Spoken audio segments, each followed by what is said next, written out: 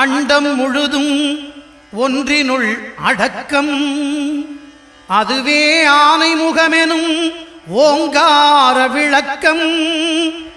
சுழலும் கோள்கள் அவன் சொல் கேட்கும். அவனை தொழுதால் போதும் நல்லதே நடக்கும்.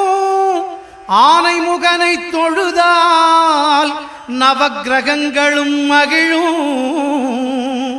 நல்லதே நடக்கும், நல்லதே நடக்கும்.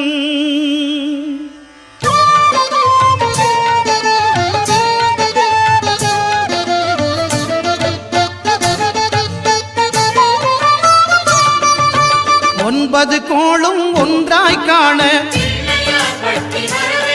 அங்கு கற்பகம் என்னும் கடவுளின் மெய்யில்